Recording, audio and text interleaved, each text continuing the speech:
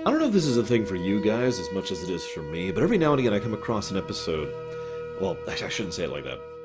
I come across several episodes as I'm rewatching these shows. Now, obviously, this is for the rumination, but I mean, just when I rewatch these shows in general, and I look at the episode name and I'm like, Starship Down. Is that the one where they crashed on the beach planet? No, that was later. That was. What is this episode? And I just have that problem. I think I've mentioned this before. This happened in Voyager. This has happened in DS9. This happened in TNG as well, where I'm like, which episode is that? Because sometimes, to be completely blunt, episodes are a little bit forgettable. Now, it's weird that I think that, because having rewatched this, I actually really liked this episode, like way more than I was expecting to for an episode I basically forgot.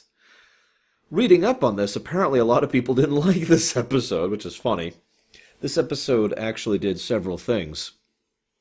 Fairly specific. First of all, it was a deliberate attempt to do a submarine episode, which is funny because they'll do another one of those later on, kind of. And it was an attempt to try and showcase, the dangers of space and reiterate the Dominion as a threat. Oh, and to show that Worf isn't fitting in. Once again, to be as blunt as I can, you'll notice Worf still really isn't a character in this episode. I'm sure by this point you're starting to argue with me on that, but I stand firm in this statement. Worf isn't a character. He's shouting orders, shouting orders. This is unacceptable, shouting orders. Oh, I should be more flexible. Okay, shouting orders flexibly. Shouting orders flexibly. And that's Worf's character the whole episode. That's not Worf. I'm sorry.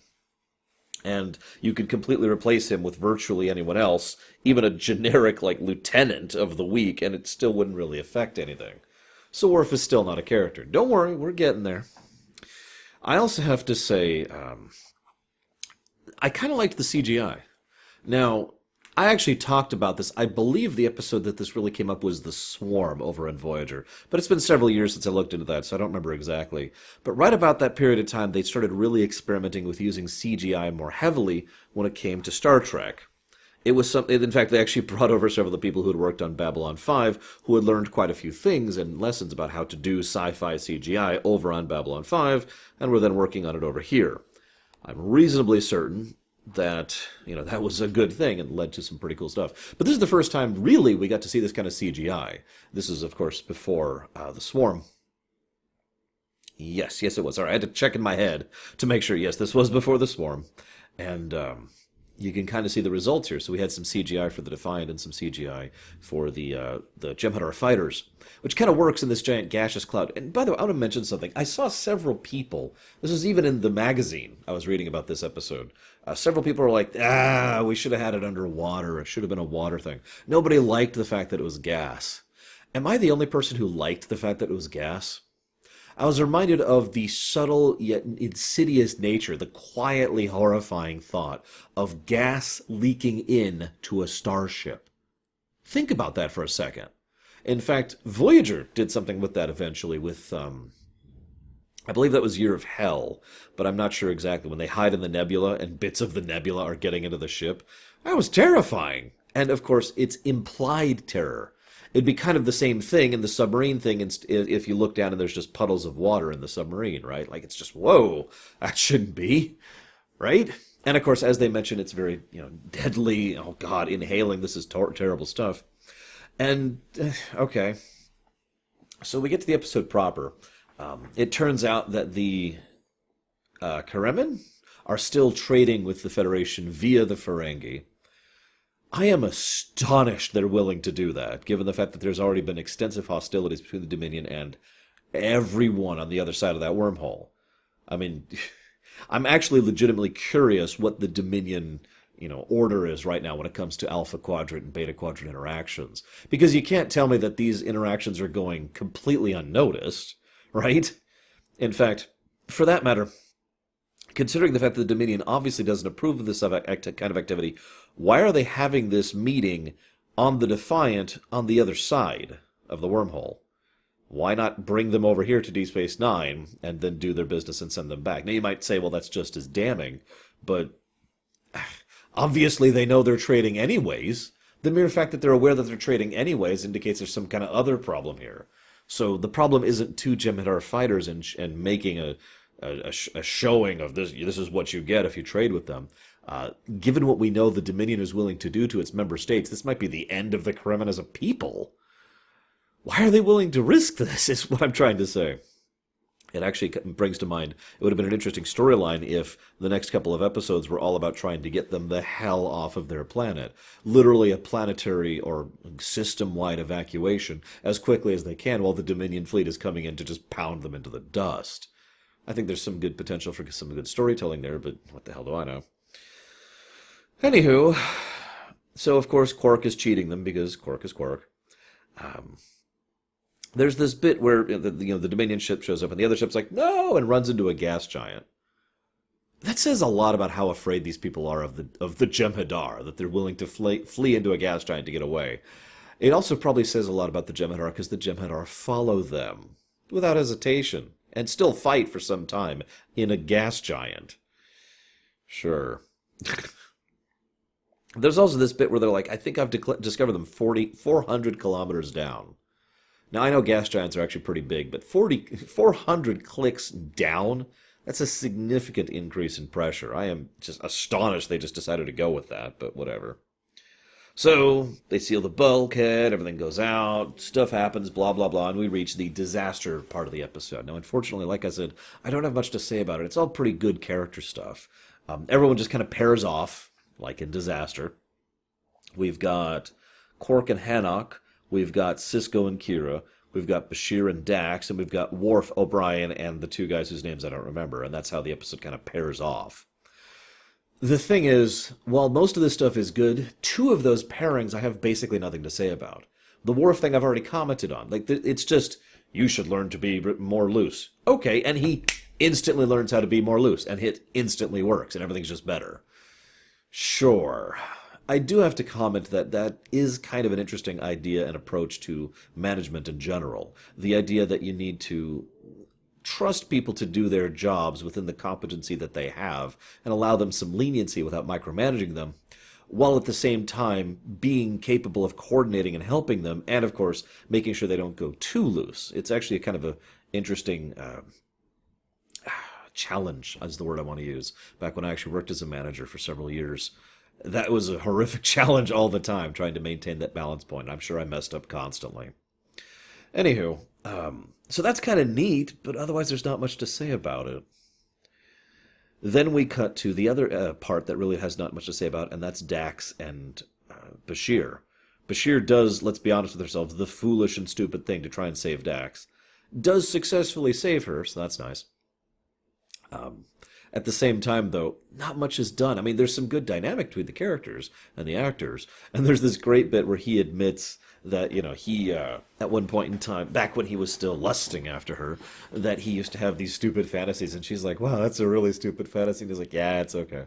And there's also the bit, and this is actually kind of funny, because we've known this for some time, but we finally get an in-character confirmation between the two of them that she actually did enjoy the pursuit. And of course she did. Why wouldn't she?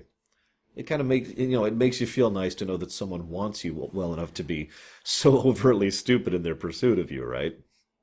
It's just this kind of little thing. So of course that's perfectly in character for Dax. And Bashir is basically past that at this point, so there's no hint of any romantic tint here. And that's kind of what I like about it. I know that sounds strange, but instead this is portrayed as solely these two friends who are exploring some of the dynamic they used to have as characters. So that's it. Now, the other two coordinations, these are much more interesting. So first I want to talk about Quark and Haneek. First of all, Quark is played by Armin Shimmerman. I know. Bear with me, I've got more world-shattering announcements here. But I say that because Armin Shimmerman is a really good person to play off someone. It's one of his strengths as an actor. And the other person, Haneek, is played by James Cromwell, who is an amazing actor who is really good at playing off people. So pretty much every scene between Haneek and Quark is just gold. It's just the two actors bouncing off of each other, and it just goes. It just gels perfectly. So Quark initially approaches him with the idea of, he basically gambles. Now this is funny, because the episode never acknowledges this, but it's one of the more subtle points about it.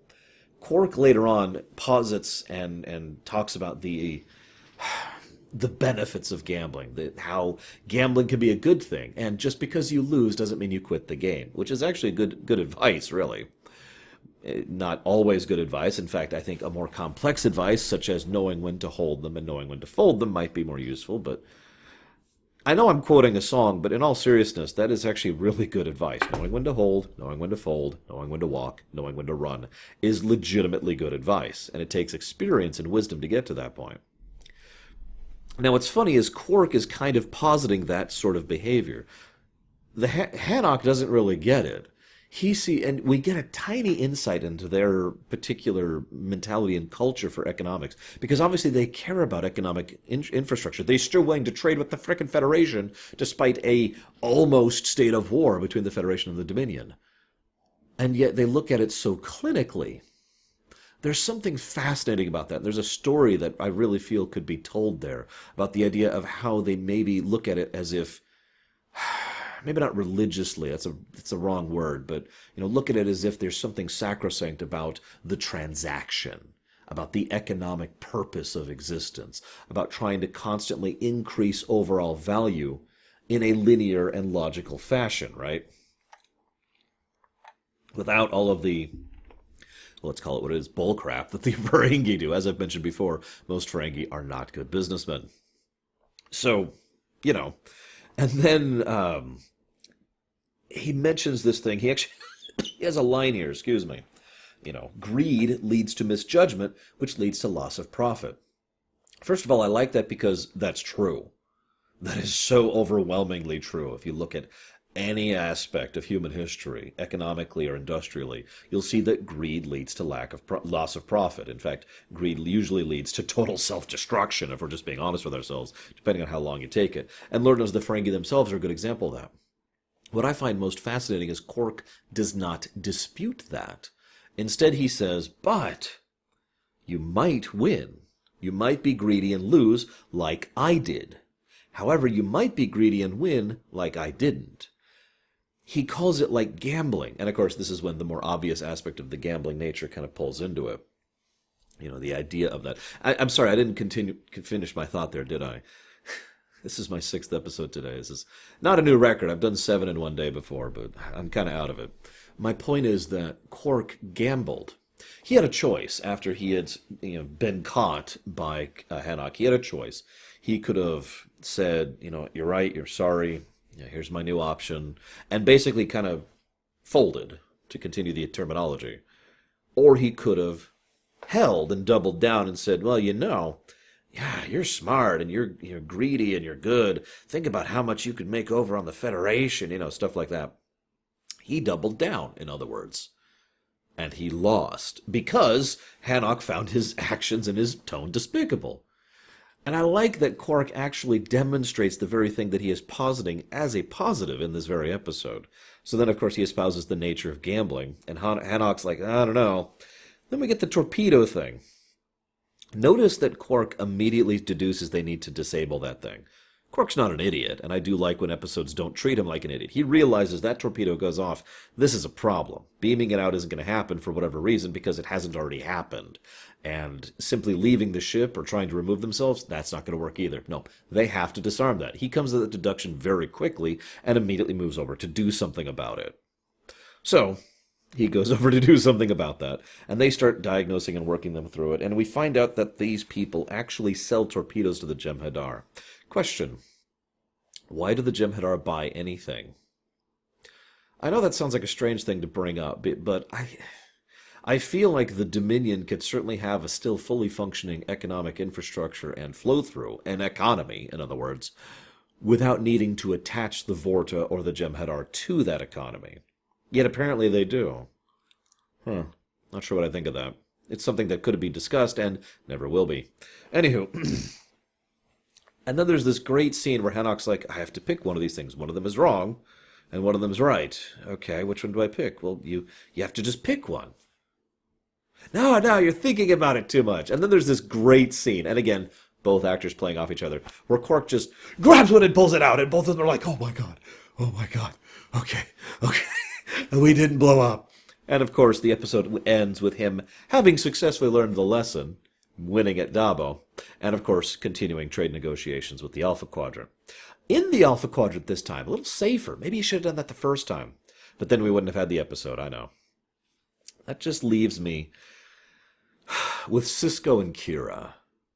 I hope to God I never have the problem of being some kind of religious figure. Like, I know that sounds like a weird thing because, of course, there's nothing that would indicate that. But like if I ever took over the world or whatever, I would really hope no one ever founds a religion around me because that would just not be something I'd want. I sympathize with Cisco here a lot. I do, I don't like the fact that you think I'm some great emissary from the prophets, that I am a central figure, arguably the central figure, more so than the Kai, in your religion. No, sorry, let me reword that. In your belief structure. I don't want to call it a religion because the emissary has very little political power in the religion of the Bajorans. But they do have the emissary has tremendous presence and personal significance in the belief structure of many Bajorans, including Kira. And there's this great bit. She's sitting there and she starts talking to him. And she automatically she mentions this 4-duty rotation thing, which is actually something that is continuity, by the way. They end up start doing that in the episodes. It's weird. And that's so, again, this is a nice subtle point because, as is mentioned, despite how close Kira and Cisco are, they are co-workers. They are professional close. They're not friends. And so you just kind of see this, okay, I need to talk to keep him awake. So the first thing she does is she talks about work, because it's what they always talk about. And then she realizes that she's putting him to sleep, and she's like, okay, I don't know what to do now. And so Cisco says, tell me a story. So she starts telling this Bajoran tale, mythos tale or morality tale or whatever you want to call it. And I really like it because Nana Visitor's amazing, first of all. As an aside, this is a really weird thing to comment on, but I really like it when Nana Visitor smiles. She has a really nice smile. Anyways, so she's like sitting here and she's so nervous and worried and afraid, and she's like, okay, listen. I know you hate this, but you're the emissary. You can't die. There's more stuff that needs to happen. Okay? So I'm just going to pray because I don't know what else to do. And she just starts praying on the spot for him. Now, whether or not that had any impact, who knows?